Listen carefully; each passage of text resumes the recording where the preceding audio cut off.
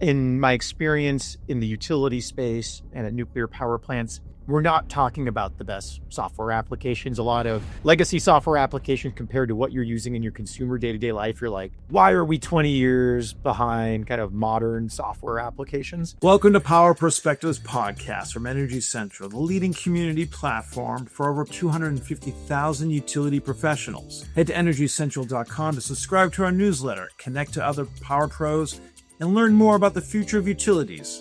Now, let's get into today's conversation. The energy industry is buzzing about AI, but while the spotlight often focuses on how AI will consume power, far fewer are asking about how AI can transform the way we produce it, especially when it comes to one of the most talked about energy sources recently, and that is nuclear energy. In this episode of Power Perspectives, we sit down with Trey Lauderdale, founder and CEO of Diablo Canyon, a startup that's built the first on-premise AI platform for the nuclear sector.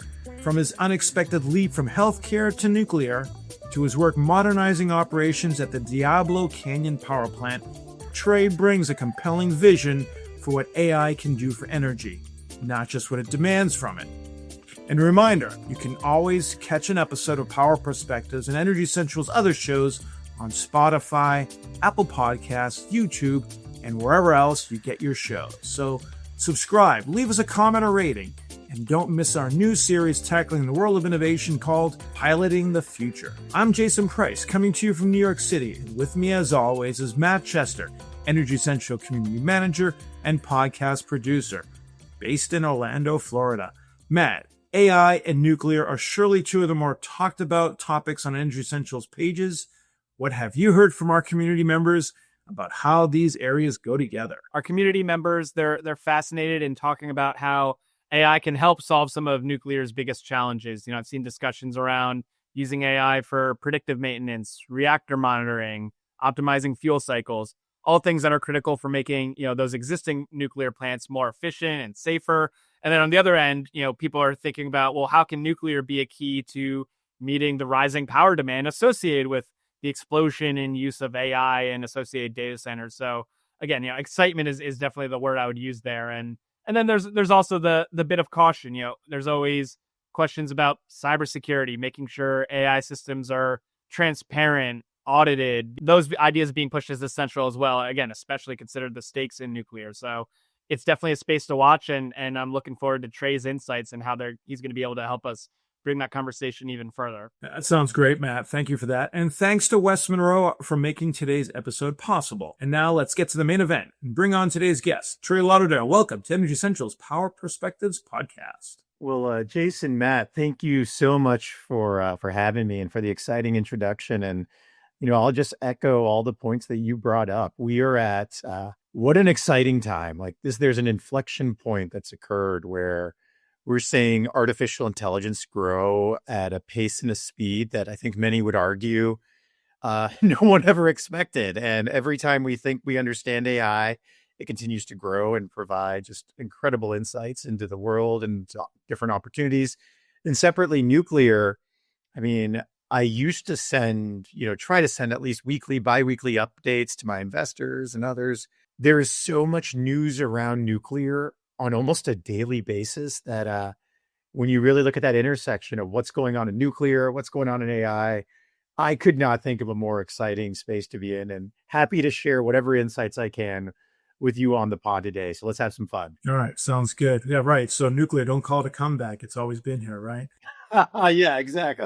Well, maybe a little bit of a comeback. It goes in its waves, but we're having a lot of fun and we're growing right now. So, well, it's been maybe in the background, but it's always been around. But all right, before we jump into that, you've taken a really interesting journey, and many of us have gone through, say, second or third career. So I really want to hear about your background and your journey. And as I mentioned, you started in healthcare and healthcare technology. So walk us through this journey. How did you go from running healthcare startups to founding an AI company serving the nuclear industry? Yeah, well, thanks for that question. And so, yeah, by background, I've always been a technologist, and the last, roughly the first 15 years of my career were dedicated to bringing new technology paradigms to hospitals and healthcare organizations. So back in 2008, I started a company, Volt. It was the first company that brought iPhones into hospitals for clinical communication. I like bringing that up because when I say that, people are like, well, Trey, what does that mean? iPhones into hospitals? What else would people use? I think many people forget back in 2008, it wasn't a foregone conclusion that the iPhone and, heck, Android didn't even exist, that smartphones would be pervasive in our lives or in, let alone healthcare. And I used to talk to hospitals and they say, Trey, we'll never allow an iPhone on our Wi-Fi network. It's not secure. It's for angry birds. We need enterprise devices like the BlackBerry, PDAs. Remember that? We used to call them PDAs. PDA like the BlackBerry. And lo and behold, as time kind of unfolds, when we see, iPhones are now pervasive everywhere, it's a foregone conclusion that nurses and doctors will use an iPhone or an Android device to communicate, view information, view the EMR. I bring that up because a lot of lessons can be learned when you have a new technology paradigm, such as a handheld computer or artificial intelligence. The way that it engages and interacts with a mission critical, heavily regulated industry, it's very challenging for the incumbents of that industry to really understand the ramifications of what will change. So in healthcare, I had the privilege of starting a couple companies, selling a couple companies, really seeing AI start to take hold in healthcare. And I'd say healthcare is quite advanced in the applications of artificial intelligence. And through that process, I really witnessed, AI start to take off and come of age in these mission critical applications. But what I also saw was the GPU and the power consumption. So little startups that had these AI applications 2-3 years ago just use huge amount of GPU hours. And I did a little bit of the back of the napkin math and realized, well, wait a second, if AI takes off like we all expect it to, these little startups are using a lot of power. What's going to happen when Microsoft, Amazon, Google, all these guys start to scale their AI applications? We're going to need gigawatts of power. And I say that today, and everyone kind of knows that, AI needs all this energy. That was a novel concept a couple of years ago. So yeah, my background was in health tech. The way I got engaged in nuclear is about 4 years ago, moved to where I sit right now, San Luis Obispo. I am 10 miles downwind from Diablo Canyon nuclear power plant. Living in a small community that has a nuclear power plant, you meet people in nuclear power. As I'd engage with these different individuals, I'd kind of ask, what's your day job like? Number one, am I safe? Number two, tell me how nuclear power works. And if you've ever met a nuclear power person and you ask them about nuclear power, they're going to talk your ear off. So quickly realized, to make a long story short, nuclear power is just a modern day miracle. Here in San Luis Obispo, Diablo Canyon, 2 gigawatts of power, been running 40 years. 10% of the state of California's power, 0 carbon emission, and the byproduct, the spent fuel, sits on less than 3 acres of land. That's a modern day miracle. And then I asked, well, why isn't this everywhere? Why isn't this just the standard? And I think you have some challenges with public perception of nuclear that are changing. When you get past that, you realize you have this industry that's it's just filled with administrative burden. There's so much paperwork and documentation. And that's where the idea got implanted where, wait a second, we're going to need all this power for AI. We've got this incredible power source that's burdened by administrative work. At that intersection, there's something really special. And I got the bug, and 18 months ago decided I would dedicate the next phase of my career to really helping nuclear power be unleashed via next generation and best in class AI applications. That's what we've been focused on. So long story, but that's how I transitioned into nuclear power from the healthcare arena. Okay. But I mean, it's a story that's worth telling. So thank you for sharing that. Let's dig in now. So what I want to understand, and our audience wants to understand, is what's this opportunity for Atomic Canyon? What brought it all together? And more importantly, what is the problem that you saw that no one was solving? That's a great question. And so let's start with a lot of individuals, almost everyone these days, has had some type of exposure to artificial intelligence, whether it's ChatGPT, Gemini, Microsoft Copilot. So everyone starts to see the potential of, well, wait a second, I could enter a prompt and magically this AI will give me this incredible response. What are ways we can take that paradigm and apply it to our day-to-day jobs in nuclear power? nuclear, as we've seen, and as I'm sure many of your listeners know, is a very complicated arena. It's got its own language, its own vernacular. There's acronyms that sometimes mean different things based on the context of where that acronym is used. So you have this highly complex, highly regulated environment with incredible amounts of documentation. So as we entered the space, we too thought, well, this is going to be easy. We're going to put a wrapper on top of Chat GPT, and bada boom, bada bing, we got AI for nuclear. As we started testing AI models, Microsoft Copilot, Gemini, Chat GPT, and feeding them nuclear documents, we quickly realized there was a pretty big problem. These AI models, these LLMs, they haven't seen enough examples of nuclear terminology, and as a result, they hallucinate. Hallucinate is a fancy AI word for make things up, and they can sound quite convincing when they make things up. So to solve that problem, the first step is you actually have to build what's called sentence embedding models, and you have to teach the artificial intelligence how to understand nuclear terminology. So the first project we did was more of a research and development project. We partnered with Oak Ridge National Lab, leveraged Frontier, world's second fastest supercomputer, downloaded the NRC data, and just started training nuclear specific models to actually understand what these words mean. It's a great science project, but it's not a company. To then find the best application or the first applications of AI and nuclear, we struck a partnership with Diablo Canyon, where they became a development partner. Myself, the engineers, spent months on site just observing. And what I told their leadership was, we are here to learn. We are not here to present solutions because we don't even understand your problems yet. So this was 18 months ago, spent a bunch of time on site. It became apparent very quickly, one of the biggest challenges Diablo Canyon, and since we've validated this with multiple other nuclear power plants, one of their biggest problems is they have these huge sets of data, all of this information, because they're regulated by the NRC and they have to document everything. We're talking order of magnitude, billions of pages of documents that's typically held in these legacy record management systems. So they had paper and microfiche that got digitally uploaded as PDFs, but then they're sitting in these like old computer systems, multiple silos of data. And the challenge we saw is many times workers, before they begin a project, will have to gather a bunch of documents, and they'll have to go gather information about this pump or this backup generator. And they go gather the documents, and then they do their work product and they create new documents. The process of finding information was extremely cumbersome. We're not talking about like state-of-the-art search platforms. In many cases, Boolean search, very fickle, where if you put the wrong letter in, suddenly you wouldn't get the right results. So that's where we said, that's exactly where you want to start, with the ability for AI to read all those internal documents, ingest them, leverage the AI we've built that understands nuclear, and then build a highly customized, highly filterable search product that enables the nuclear power plant or the nuclear worker to find documents more effectively. That might sound like the most boring use case of AI that could ever be imagined. And we have a saying in nuclear, boring is good. That's where you want to start. Something that is not risky, that isn't going to be operating the plant. And it really lets the AI demonstrate that it can work reliably. And from there, you earn trust to do more robust applications. So to start, the first application is all about helping nuclear individuals find the right documents.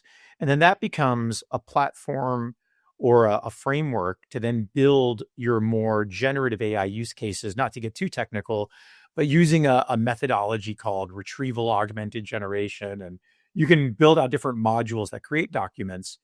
But many nuclear power plants are realizing the first step is just finding the right information. If you can't find the right documents, you can't generate the next round of new documents. So that's really where we've been focused on with our partner at Diablo Canyon. Right. Okay. That's really interesting. I can see the need, right? You would, so just to stay tactical for a second, you've created this platform using AI to basically index, catalog, archive all the key materials. So if I were an engineer looking to fix a widget in, a certain computer, these things were made 40, 50 years ago. So you can't just go to your local Radio Shack, which, doesn't exist anymore, and get it fixed, because it just doesn't exist. So I can see the real value just in speeding up maintenance and reducing the O&M for I think our audience can take away here that there's a real value here, very very practical value. Would you agree with that? When you look at the nuclear power space, one of the big challenges that you see is we have an aging workforce. So there's a lot of, and this isn't just in nuclear power, it's in many heavily regulated industries where you have a whole bunch of workers that are a bunch of knowledge in their head, tribal knowledge. And people know, hey, if you're looking for a document, you go ask Jim, because Jim's been in engineering for 40 years. He's been here since the plant opened. He knows where everything is. The Jims of the world are retiring. And as these individuals are retiring, that tribal knowledge, knowing where information is getting lost. In many cases, this information might be on their desktop because you go and you find your documents, they create their own little folders. So the ability to help transition some of that tribal knowledge and also make it that individuals can find the information they need more efficiently helps enable your next generation of workers to be more effective. But separately, we have unlimited amount of work. Like when you look at nuclear power plants, as you look at people building new reactors, there's just unbelievable amounts of work that needs to be done. And the more you can shave time off having to find information unlocks those individuals to create high value work product for searching and finding documents. And, these documents, we're not talking about beautiful, pristine, perfectly labeled PDFs. We're talking about diagrams that are 20 years old, that had coffee spilled on them, that are slightly turned to the side. So our engineers love it because it is a really challenging optical character recognition, computer vision program. How do you optimize the models to read these documents? So a lot of really hard problems to be solved, but getting it right is so important because it just unlocks so much more time for these individuals to then do the high value work they want to do. And it also helps present almost a bridging of the knowledge gap because you have these new, super excited 22 to 25-year-old right out of college. Nuclear is cool again. So you got kids out of college. I call them kids because I'm 43 now. Kids out of college, all excited about nuclear. You got a little bit of a generational gap where nuclear wasn't that popular. Then you got a population that's kind of retiring. So being able to bridge that by leveraging artificial intelligence is pretty special. And we're really excited about some of the outcomes. So you kind of answered my next question, which is around, the acceptance and adoption of the engineers when it comes to this. So I take it that you probably, it's been positive. Certainly there's always the concern, the risk. You mentioned, you don't want your nuclear power plant to be hallucinating. That's for sure. I think no one will argue with that. But just, you have any war stories on pushback, doubters, naysayers? Just what was that experience like as you first started up with? Yeah. So I'd say that the onus is on us as a software development services company to earn the trust of the user and then keep the trust of the user. So I think it's not just nuclear power plants, utilities in general, an enterprise at a macro level. And I saw this in hospitals and healthcare as well. We haven't necessarily provided the best technology to these individuals. Like your nurses and doctors usually aren't thrilled with the technology offered to them.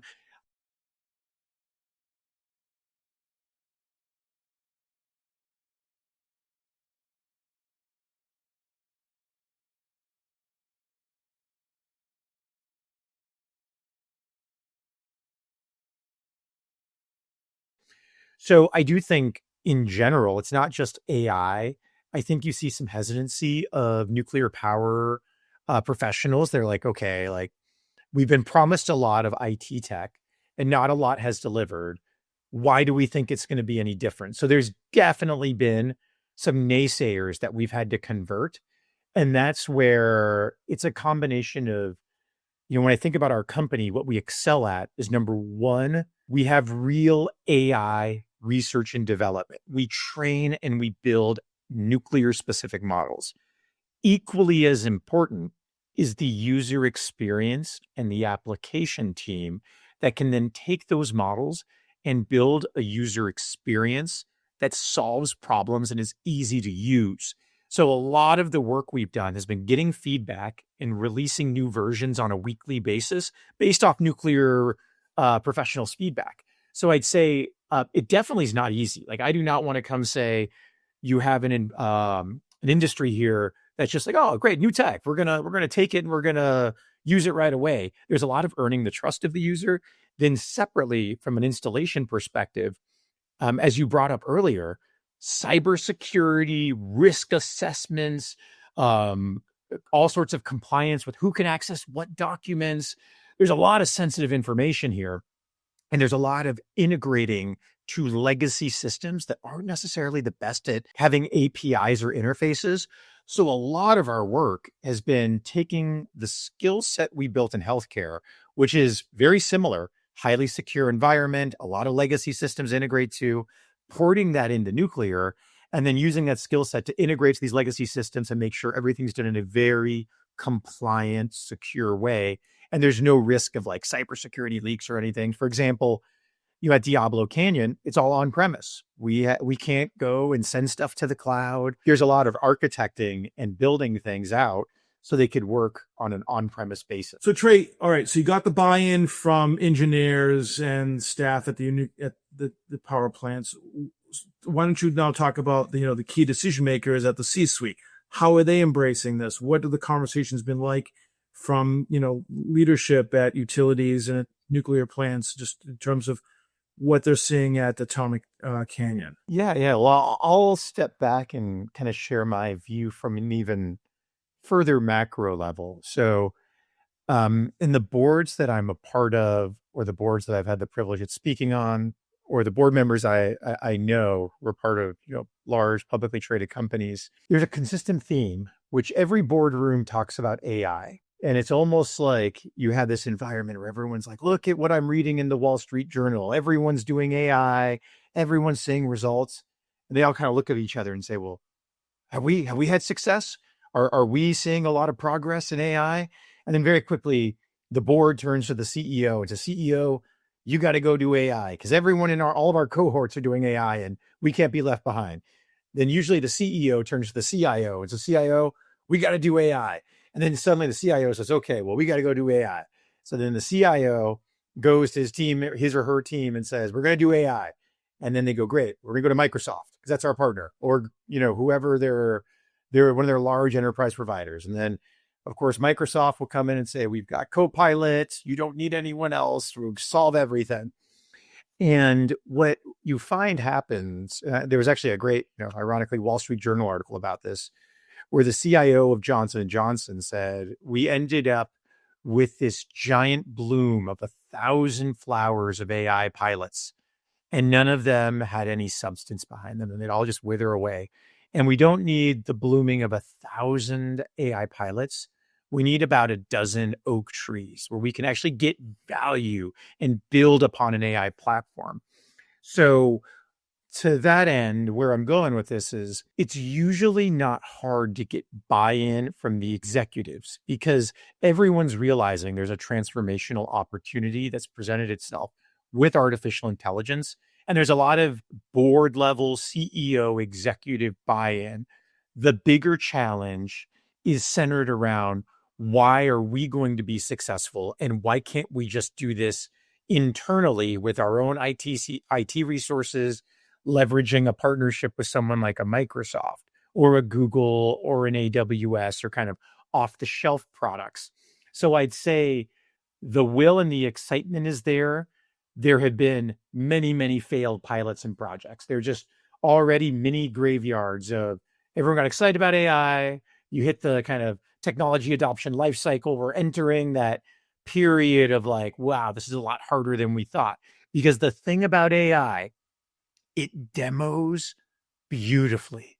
Like the ability to go set up a demonstration of, look, we uploaded these documents and look how it analyzed them and created a new document.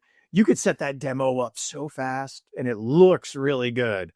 But when you actually get into these really complicated enterprise use cases that are on premise, can't access specific models, have to access documents that aren't beautiful and pristine, and you can't even find the right document. There's all these like gotchas that pile up. So it's a long way of saying that your challenge with C-suite, board of directors, executives is not getting them excited about AI. It's catching them at a time where they come to realize seeing a demo of an AI pilot is way different from a successful enterprise application in a mission critical, very technical enterprise like application that people can actually use in their day-to-day work. So I'd say that's the bigger challenge is it's not getting excitement. It's you got to find your C-suite, your customers. They have to have kind of learned you're not going to get this done the easy way. This isn't the type of thing that you just go pilot and it magically works.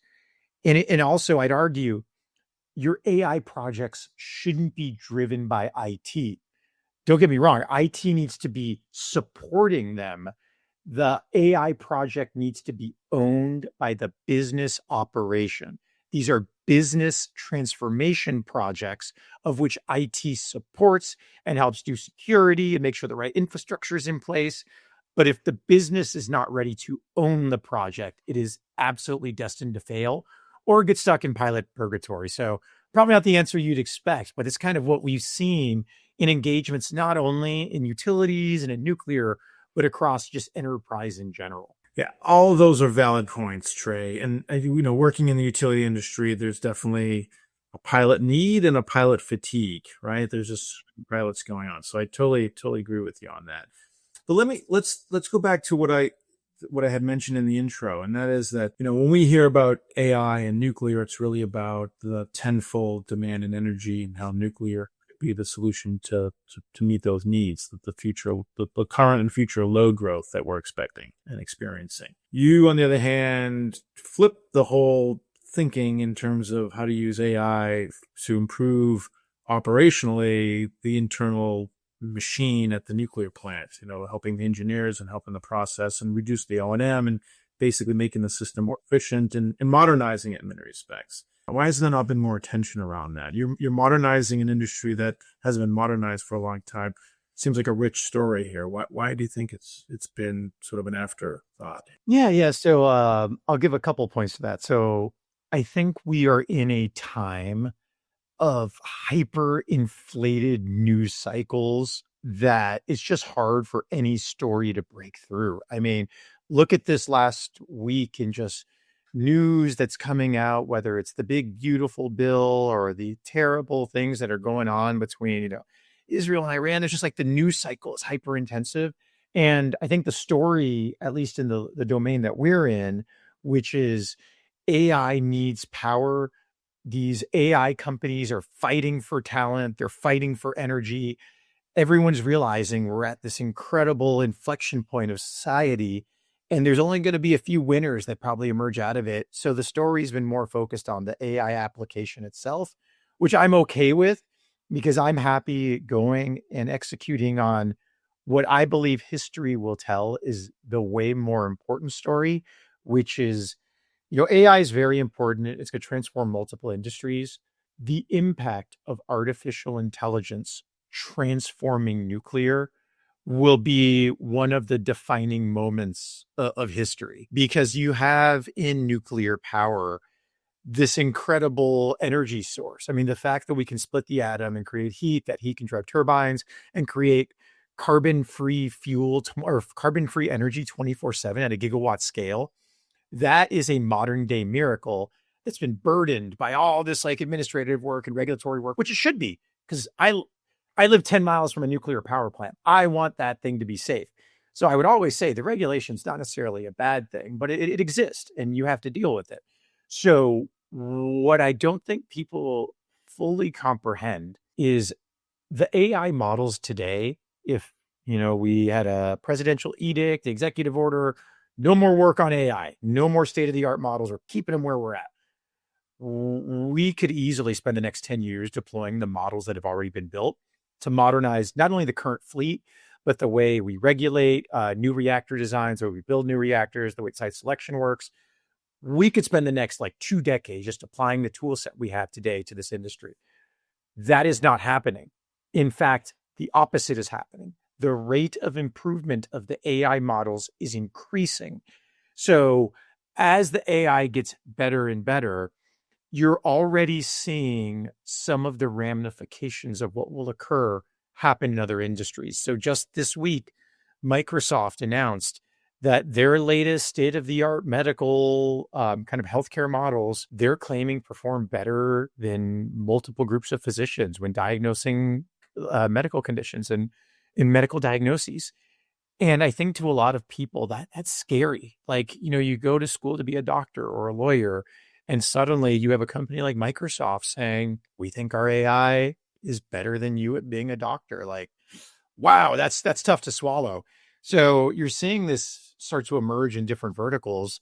And in nuclear, we're going to see the same thing where a lot of the work product that's required to design reactors, regulate reactors, build reactors, a lot of that paperwork and knowledge-based work, I'd argue like 90% of it is going to get eaten up by artificial intelligence the next 4 to 5 years. So we're at this environment where AI is going to fundamentally transform this industry. And I think there's a lot of change that's going to come with that. And our responsibility as the leading artificial intelligence company in the nuclear power space is how do we figure out ways to introduce this technology where it's ready to solve problems and not introduce risk, such as generative AI search, a lot of the research that we're doing with the labs to kind of, benchmark these AI models and make sure they're ready to enter these primetime use cases. It's all about right now putting infrastructure in place and building the tool set to take this incredible technology of AI and then harness it in the nuclear power space. So that's what we're excited about. And I think, maybe we're not getting a ton of attention. I'm okay with that because attention is not what we need here. And that's, my AI buddies will get that joke. What we need is results and execution. And that's what we're really focused on. Yeah. Okay. So I'm familiar with that medical study that you referenced. It came out this week, and I believe that it was about around diagnosis and using AI. AI was like 95% accurate in its diagnosis compared to typically it's around 70 or 75% from a human. So if I were someone who were sick and I'm not being diagnosed properly, and AI would be able to help with that, that would be a boost in confidence, I would think. The public would value that, okay, AI is helping us here. And so that applying that to nuclear, I would think the public would probably feel comfortable too. Like, okay, human error is always that one risk. Now AI will be able to get us to even a higher, safety measure because we're going to diminish that human error. I feel like there's something positive there. So I hear you right now, the concerns that AI is smarter than the human, but it's a tool and it gives us, the public, more confidence that this would only make us better and stronger based on, data that's checking that out. I think we're probably moving in the right direction. It's just a behavioral change to have to accept. And probably to your point, younger engineers today are more amenable to, embodying that than maybe perhaps someone who's not been accustomed to it, right? So I think, 2 points with that. So I'd say the first point that we just have to acknowledge is we as humans, we overreact when computers make mistakes. Like, so let me explain. Right now it is scientifically proven self-driving cars are safer than human cars. Like, there is no question we should all be in like Waymos because like way safer. However, if a Waymo gets in a car accident and kills someone in San Francisco tomorrow, heaven forbid, that will be front page of the news. Every publication will say self-driving car killed someone. Regulators will come and slow everything down. And however, every day, like thousands of people die in car accidents. Like, it just happens everywhere. And there's something about when it's a self-driving car that we just like really react viscerally to. So I think that's just one point, is there's just going to be the bar is going to be so high for automating of anything that's risky. And then separately in nuclear in particular, what I've learned, healthcare, people don't realize hospitals are pretty dangerous places. Like, people make mistakes all the time in hospitals because it's like, you're brought in the emergency department, you're bleeding all over. People got to make decisions to save your life, and there are going to be mistakes that happen. And we accept them and we learn from them in healthcare. In nuclear, the risk appetite is like zero. And if you have a major mistake, heaven forbid, that happens in this industry, the whole industry gets pushed back 10 years. So as a result, the layers of security and the layers of risk aversion here, justifiably so, are way higher than anything I've ever seen in my entire life. So I think that combination of the natural human tendency to just kind of overreact, maybe that's the wrong word, to when a computer or an AI system makes a mistake, plus the fact this industry is like incredibly regulated, just means we're going to have to be a lot slower with the application of technology here. No, I'm very, very specific with my words.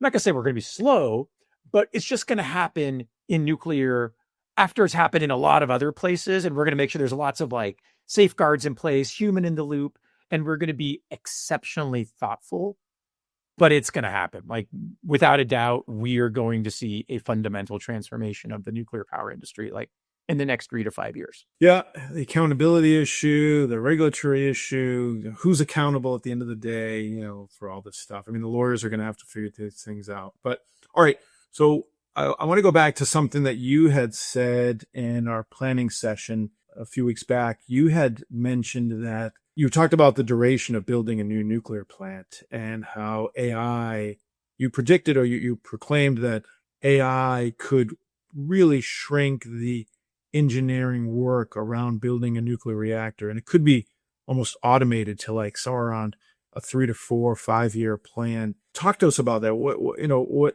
were you thinking along these lines? What are some data points that are giving you that kind of, observation to make those kinds of proclamations? Just, what's your thoughts around how you came to that? Oh man, we could spend the whole hour talking about this, but let's kind of break down. So you kind of got the life cycle of going out and building a nuclear plant, and there's multiple steps that have to come. So first, let's kind of assume we're going with a new Gen 4 reactor. A lot of these SMRs and even kind of some of the larger reactors, you got to get through your NRC reactor license review, and there's just multiple 12-step processes to just get the reactor approved through the NRC. Then once the reactor is approved, there's all sorts of processes with the build side, such as site selection, environmental reviews, the construction plan. And once you get into construction, there's all of the project management operations that occur to actually build the reactor, all the paperwork and regulation associated with that. And then finally, you at the end of this maybe 10-year period, you have a reactor that pops out the other side. Any component of that process, number one, has workflow associated with hunting, finding information. You gather information from either internal, third-party sources, regulatory bodies, etc. You gather that data and you build documents. You build new documents that you submit to the regulator or to different regulating bodies. They review it, and the paperwork goes back and forth. As AI comes to fruition on all sides of that equation, you are going to see the collapsing of timelines. And I think it's going to be an order of magnitude more than people expect. You're going to see the ability for the AI models to find the documents faster, generate the documents, generate the first round draft. We'll still want humans to review because we're going to want the accountability factor. And then eventually the regulators will embrace this technology. That might be the long pull in this. But you're talking about processes that might take 18 months are going to shrink down to 18 days. Like, it's just going to be order of magnitude improvements in the ability to pass this paperwork back and forth. The key is it's not as simple as waving a magic wand and saying, hey, throw everything in ChatGPT and magically everything comes back, fine and dandy. There are going to be iterative steps where you have to take this entire huge project and figure out where is the AI ready and where do models need to be built to compartmentalize and take on different components of this. And over time, you'll skinny that down. And it's really kind of a change management process. And we see just huge potential in those problems that I've described, finding the information, creating drafts of information based off other predicates. Like, that's what AI is made for, but it just needs to be accurate. It needs to be custom purpose built. And that's a lot of, the exciting projects that we'll be planning on announcing in the next 3-6 months is some of the work we're doing, outside the plants to help streamline some of those other processes. Okay. I want to ask you about, perceptions and behaviors and, this, there's a concern here. You have nuclear, which is already, a concern in the public. And then you have AI, which, just sort of elevates that concern. Now you have AI, it's kind of like chocolate and peanut butter. You got them girls now all together, right? But you subscribe, and people in your field subscribe to that. This technology is not only safe, but also necessary. We need this. And it'll be hard to disagree, although, there's the renewable side will say there's enough solar and wind and battery storage to provide our needs if we did things differently, and the transmission system and all that. So there's a lot of competing thoughts and competing perspectives in my question here. And I'd like you to sort of take and untangle some of this, but use it, of course, through your perspective, your lens. And that is that, you see this as a solution and a world of possibility that AI brings to nuclear, which will change the behaviors of how we view nuclear. And I agree that there's an education and a thinking process that we need to sort of get reprogrammed around. So talk to me about, looking at this technology, viewing it through the lens of as a solution to furthering public acceptance around nuclear. How do you motivate that? What are some of those, frameworks to work from? And just how would you approach that if you were sitting, say, at NERC or at even the White House, helping, provide some leadership here? So I think there's a lot to that question. I'll kind of break it down into different parts. I'd say first, what I love about nuclear, or one of the many things I love about nuclear power, is the transparency in this industry. I have never seen an industry where everyone shares their problems, their issues. You have a regulatory agency that posts, like, whenever a coal plant or a solar plant or a gas plant has issues, you don't see that posted on, the Coal Association's website. Like NRC, there is so much transparency in this industry. It really is quite spectacular. And I think leaning into that, into educating with facts, is so important at a very macro level for society to understand the benefits of nuclear power. I think the younger generations seem to be quite open. There's actually a nuclear TikTok. I'm not on TikTok, but nuclear TikTok influencers and those that are, advocating for nuclear. And I think you've got a generation in Gen Z and your younger millennials that their big risk and what they're fearful of is climate change, carbon emissions in the environment. For so many years, we've been told climate change is coming. It's coming. It's coming. Well, it actually kind of feels like it's here. We have storms that we've never seen before, fires burning like we wouldn't expect. So I think you have this generational embracing of nuclear power as a phenomenal source of energy generation. And there is no perfect source of power generation. I am an advocate for all sources of clean energy. I am a fan of solar, wind, batteries, etc.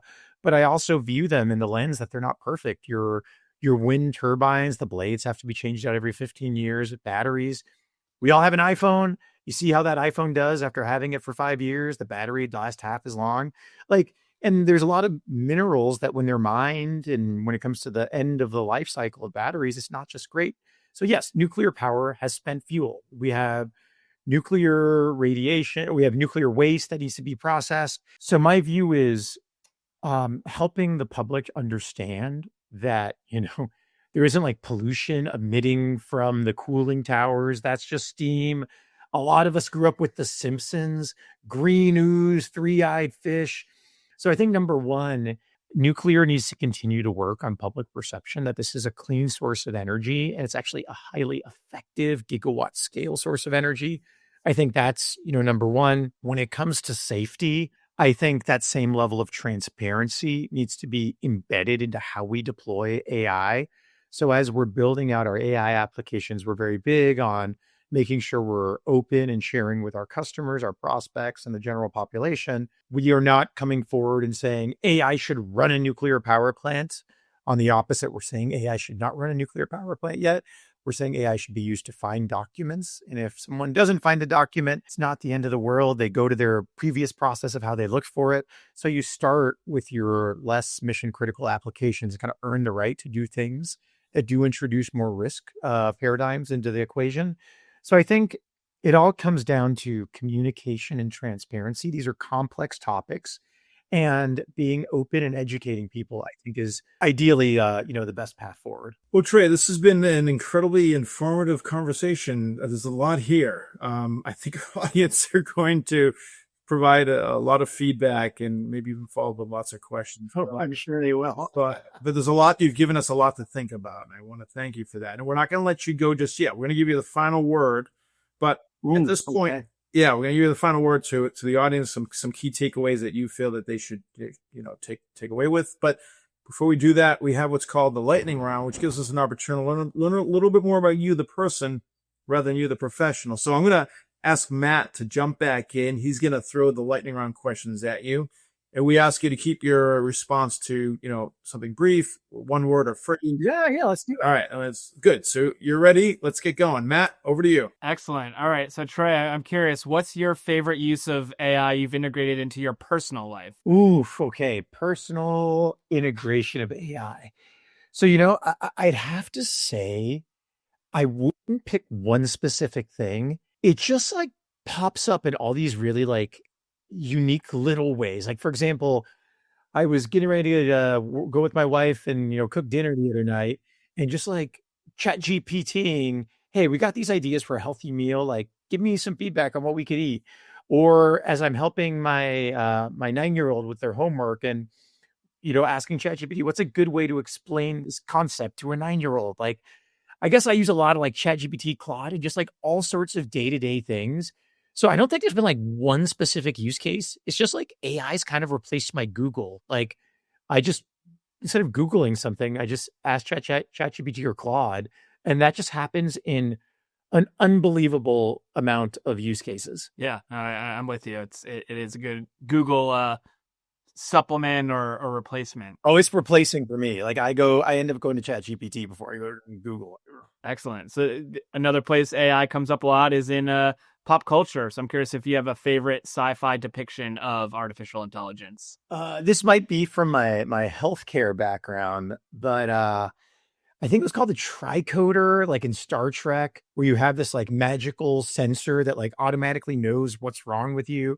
Like maybe because I could see it right there. Like I'm a big fan of wearables like the Whoop and the Oura Ring, and I experiment with all of them. I love that like we're right there on the cusp of like being able to measure all sorts of really fascinating biometrics, and then being able to like pair that with LLMs and AI, just like help people live a better life. Like I think so many things that we could do to like lower our blood pressure and fight all these chronic diseases. And so it might sound boring, but like the idea of like wearables tied to some AI magical agent helping me, do what I probably should be doing anyways. Like maybe don't have that extra piece of fried chicken tonight, or, maybe, one too many 2 cups of coffee. Like, I think that's super fascinating. I feel like we're right there. So yeah, no, I don't think that's boring at all. Okay, so who would be on the invite list at your dream dinner party? oh man, oh gosh, okay, dream dinner party.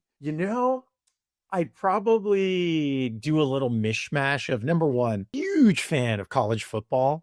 So I'd want like some of the great college football coaches, like a Nick Saban, Steve Spurrier.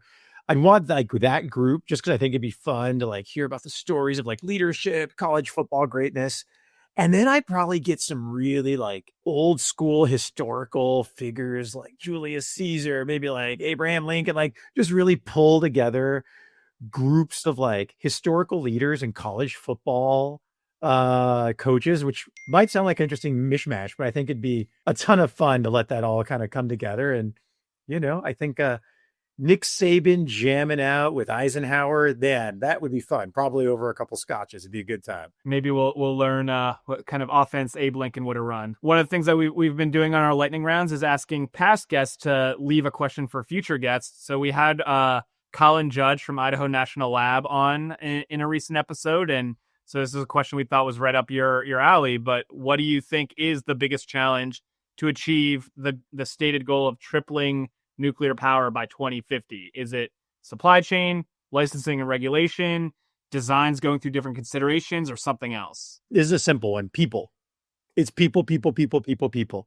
We do not have enough people that know nuclear power across the board to hit any of the goals. Supply chain, regulatory, building.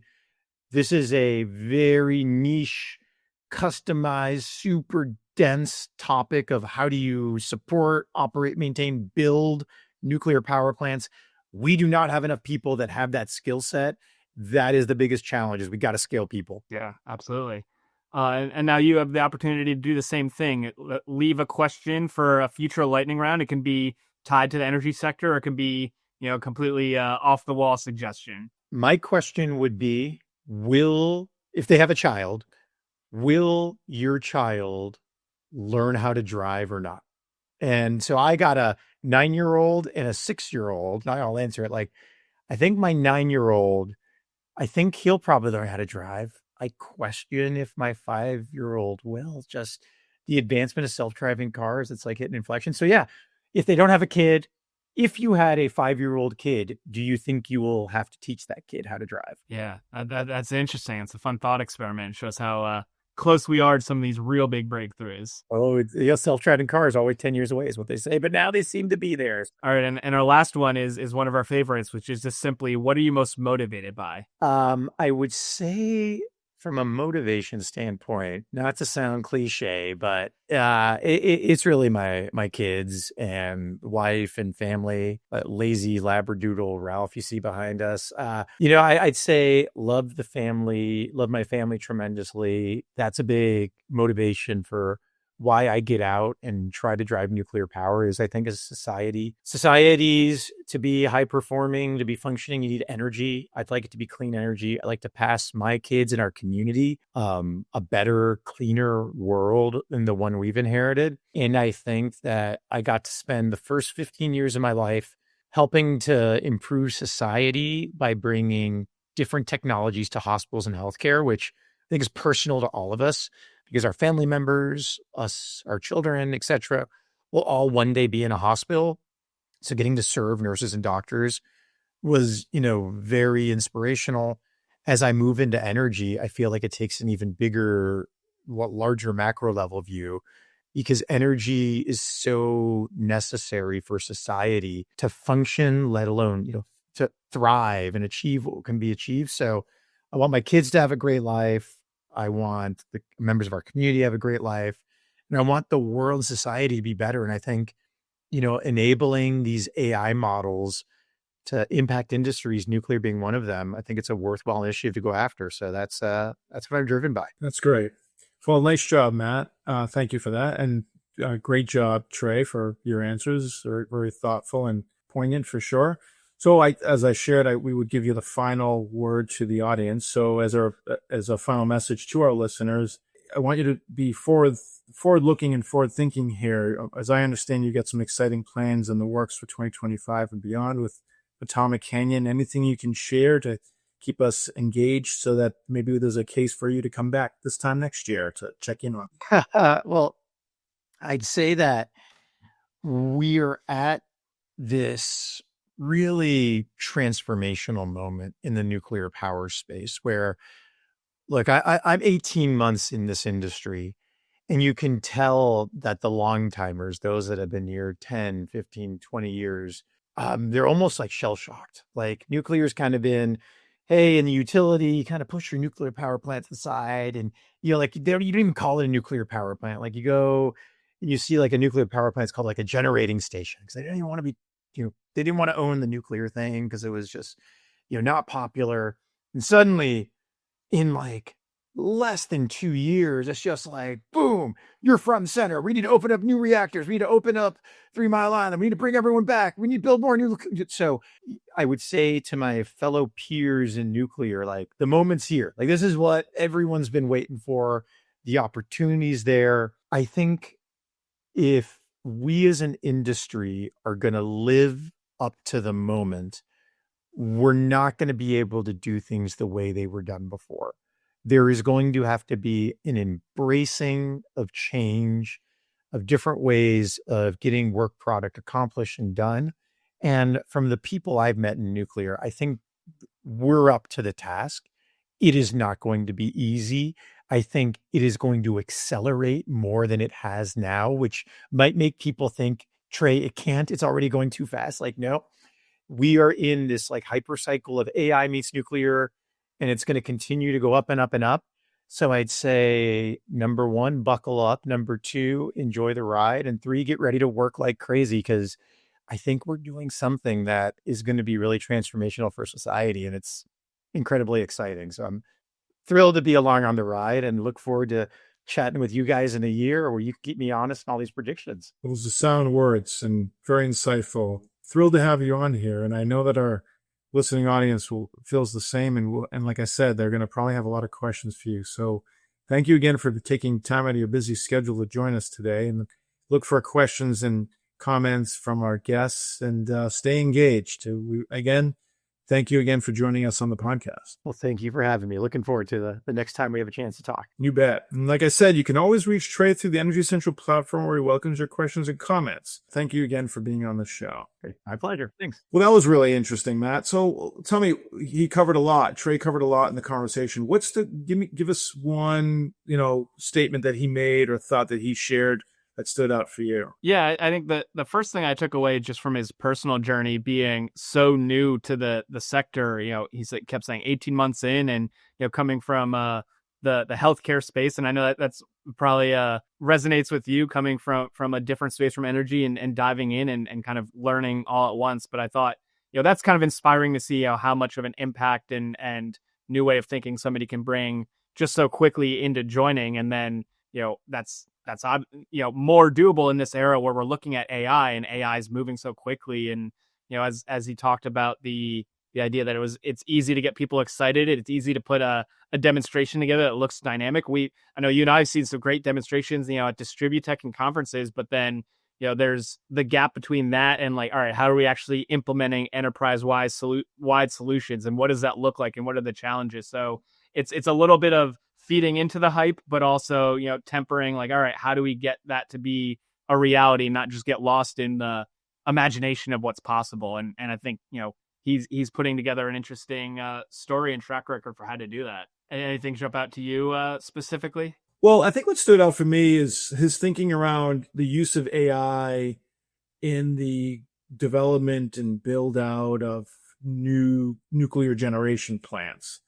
How that exactly looks, and what it's not going to be 100%, but if AI can even contribute to say 10 or 20% of the planning process, and that helps accelerate the build out, that is really interesting, because as of right now, we need more generation, we need more clean generation, and that acceleration will push down costs. So there's some efficiencies there. And that'll help, meet some needs that the country is facing from a capacity standpoint. So I thought that was an intriguing statement that he made, and I think that's probably what sticks with me most.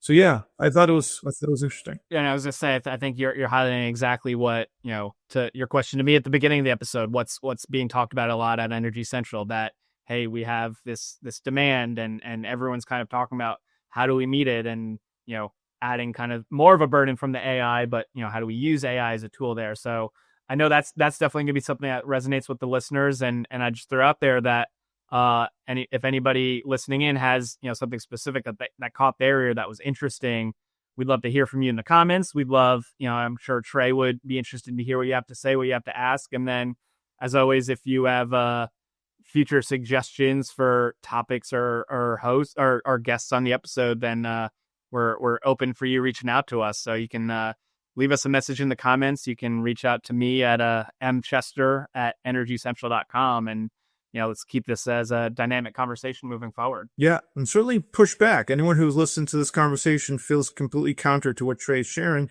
we want to hear from you as well. So we welcome you. And I want to thank you, Matt, for helping participate in this. I want to thank Trey Lauderdale one more time for participating. And I want to thank our sponsor for making today's episode possible. I want to thank West Monroe. West Monroe is a leading partner for the nation's largest electric, gas, and water utilities, working together to drive grid modernization, clean energy, and workforce transformation. West Monroe's comprehensive services are designed to support utilities in advancing their digital transformation, building resilient operations, securing federal funding, and providing regulatory advisory support. With a multidisciplinary team of experts, West Monroe offers a holistic approach that addresses the challenges of the grid today and provides innovative solutions for a sustainable future. And once again, I'm your host, Jason Price. Plug in and stay fully charged in the discussion by hopping into the community at energycentral.com, and we'll see you next time at the Energy Central Power Perspectives Podcast.